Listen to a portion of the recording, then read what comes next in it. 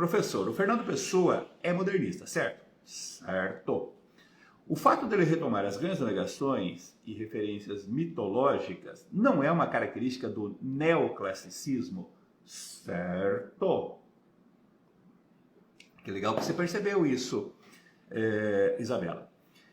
O Fernando Pessoa é um autor modernista. O Fernando Pessoa participou da implantação do modernismo em Portugal, né, com a criação da revista Orfeu. Ele foi um dos criadores da revista Orfeu, lá em 1915.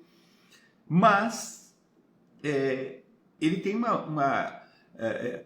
no começo, né, na primeira fase do modernismo, ele até adotou o verso livre também, a linguagem mais irreverente, mais coloquial, que era uma forma de protesto, né, de romper com as amarras, né, do academicismo.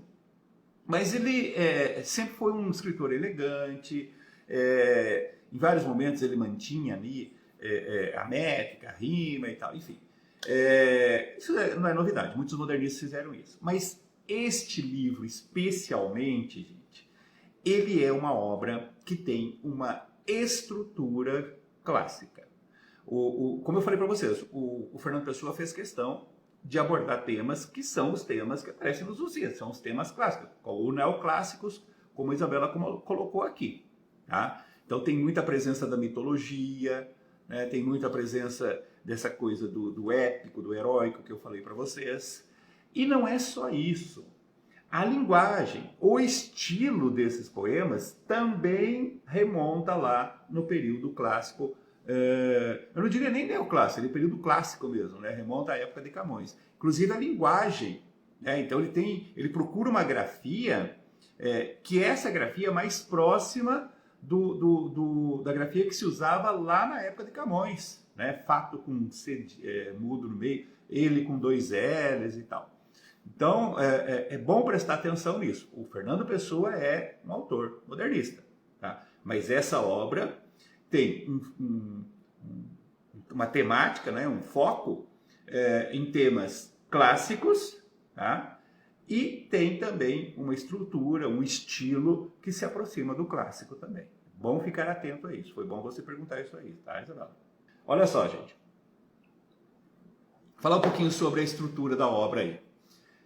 Diferente dos Lusíadas, o Mensagem não é um poema narrativo. Você sabe que os Lusíadas é um poema só, né? Um poema longo, um poema narrativo, né? Com uma sequência cronológica de fatos, personagens, enredo, etc. Tá? Aqui não. O Mensagem é composto por poemas relativamente curtos, num total de 44 poemas. Estes 44 poemas estão divididos em 3 partes. Tá? E cada parte tem um nome. A primeira parte chama Brasão, contém 19 poemas. A segunda parte chama Mar Português, 12 poemas. E a terceira parte chama O Encoberto, mais 13 poemas. Vamos lá. Primeiro, é importante você saber essa localização do poema, né? Geralmente eles colocam na prova, porque o poema tem a ver com a parte a que ele pertence. Então, por exemplo, a primeira parte chama Brasão. São 19 poemas. O que é brasão, gente? Brasão é aquele símbolo de Estado, né?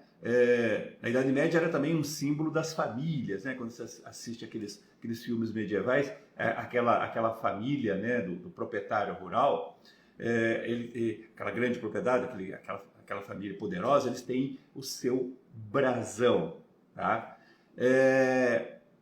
Então, nessa primeira parte, esses primeiros 19 poemas, são poemas que vão trazer referências principalmente a personagens, mas também a fatos, acontecimentos relacionados à formação de Portugal. Desde que Portugal se formou lá no século XII, né, quando expulsou os mouros e se tornou uma nação independente, e aí vai passando pela sequência dos reis, né, até a Revolução de Avis, quando entra uma outra dinastia e tal, até a época aí das grandes navegações, das grandes conquistas e tal, que tornaram, né, Portugal o grande império do mundo ali no início do século XVI.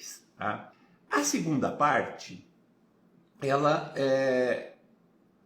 voltando aqui, é Mar Português. São 12 poemas. Aqui não tem divisão. Tá? Aquele poema que eu li para vocês, que chama exatamente Mar Português, faz parte dessa segunda parte aí. E aí, como você já deve ter sacado, né? Se o título é Mar Português, o que esses poemas vão abordar? As conquistas marítimas de Portugal. Então você percebe que tem uma certa sequência, né? Você pega na primeira parte, o Brasão vai contar toda a história de Portugal. E olha que Camões também faz isso nos Lusíadas, né? Embora o centro da narrativa de Camões seja a viagem de Vasco da Gama, portanto, a conquista mais importante, né, marítima ali, tem um determinado momento que o próprio Vasco da Gama, né, faz um relato histórico relembrando, né, todas as conquistas de Portugal, passando pelos reis, os principais acontecimentos, fatos, etc. Tá? E aqui também, na primeira parte você vai tendo essa sequência, são poemas isolados, poemas curtos, né, mas que vão relacionando, que vão dando um painel geral, né, desse Portugal, desde que ele se formou, até chegar a esse momento das grandes conquistas portuguesas, conquistas marítimas. Né? E aí começam, né, todas as viagens que foram feitas, não apenas a viagem de Vasco da Gama, que foi a maior, né, mas outras viagens também, de outros personagens navegantes que se destacaram ali em Portugal. Tá? E a terceira e última parte, são mais 13 poemas, tem por título O Encoberto. Aqui também tem uma divisão, né? Tem uma subdivisão. Os símbolos com 5 poemas, os avisos com 3 poemas e os tempos com 5 poemas. Tá? Professor, quem é esse tal de encoberto? O que é isso? O encoberto é uma forma que os portugueses têm de se referir a Dom Sebastião, ou seja, o mito do sebastianismo. Tá? E aí nós vamos ter porque a coisa vem assim, né? Os Lusíadas, por exemplo, termina no final ali, né, do século XVI, próximo da morte de Camões, né? Quando ele está escrevendo o livro. Então ele consegue contar tudo o que aconteceu até ali. Tá? E aí encerra ali. A viagem de Vasco da Gama foi ainda no final do século anterior, mas aí ela trouxe consequências, né? E nos Lusíadas está narrado todas essas conquistas portuguesas, inclusive a descoberta do Brasil e tal.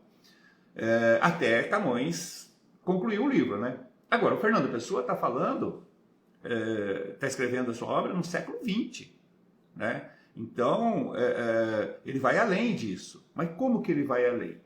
Na verdade, gente, nessa última parte, ele vai ressaltar muito o mito do Dom Sebastião, porque o mito do Dom Sebastião foi o que sobrou, assim, o que ficou vivo, permanente daquela época. Tá? Vocês sabem, Dom Sebastião foi um rei de Portugal, né, ali na época de Camões. Ele pegou Portugal já em franca decadência, né, no final do século. Portugal, que tinha sido tão importante no início do século XVI, dos anos 500, no final do século, estava em decadência. E aí era um rei jovem, impetuoso, começou a prometer que ia transformar Portugal no Quinto Império, não sei o quê, começou a fazer guerras de conquista, de expansão. E numa dessas guerras lá na África, ele acabou morrendo. E o corpo dele nunca foi trazido para Portugal.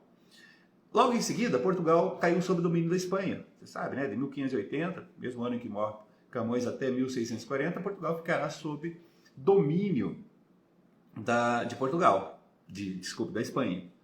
E aí, nesse período é que surgiu o mito do sebastianismo. Porque como Dom Sebastião tinha morrido 2 anos antes, em 1578. O corpo dele nunca foi trazido para Portugal. Alguém começou com aquela história de que Dom Sebastião não estava morto, ele estava vivo, ele estava preparando um exército, ele viria salvar o povo português do jugo espanhol e cumprir a sua promessa de transformar Portugal no Quinto Império. Tá? Esse Quinto Império, gente, é uma relação assim. Tem um poema ali que chama Quinto Império que fala isso. Seria o Império grego, romano, cristão, depois o europeu, né? E o Quinto Império seria, então, o Império Português aí, tá? Não é nem tanto numa questão econômica, bélica, é mais numa questão, assim, de uma coisa mais espiritual, né? Uma coisa mais de se impor culturalmente, né? Então, você tem a cultura grega, a cultura romana, a cultura cristã, depois a cultura europeia, né? Laica, e aí seria a vez de Portugal, tá? Dom Sebastião estava prometendo isso.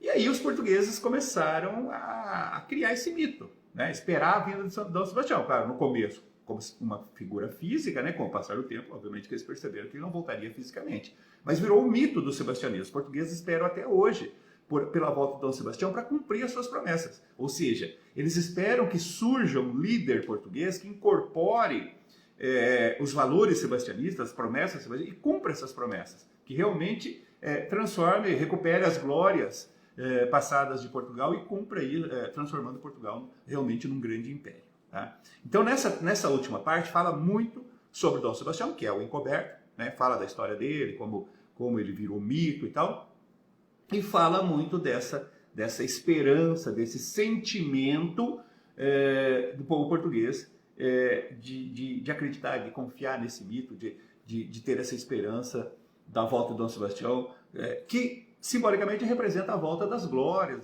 né, das conquistas portuguesas ali. Tá? E vem até, seria os dias atuais, quando você tem a poesia, né, conclamando o povo português a acreditar nisso, a transformar isso em uma verdade, que chegou a hora, né, de Dom Sebastião se erguer, de Portugal se erguer e tal. Então ele consegue trazer até os dias atuais, mas nesse sentido místico, né, nesse sentido de incorporar, né, esse sentimento que o povo português tinha e que no início, quando o livro foi gestado, né, que eu falei de 1913 a 34, Portugal passava por uma crise econômica, né, bem acentuada. Aliás, a Europa toda, né, pega a Primeira Guerra ali e tal, e Portugal acaba sempre, né, é um país menor, é um país com menos recursos e tal, e acaba passando por essas dificuldades. Então era realmente um momento, né, como Portugal estava passando na época de Camões lá, por aquela crise de ficar sob domínio espanhol, né, e os Lusíadas, de certa forma, foi um livro que ajudou a erguer o moral do povo português, né, cantando suas glórias naquele momento. Parece que o Fernando Pessoa quis fazer alguma coisa semelhante, né, com o seu livro, com o povo português aí no início do século XX. Tá? E daí a presença dessa mesma temática, desse espírito, né, do sebastianismo.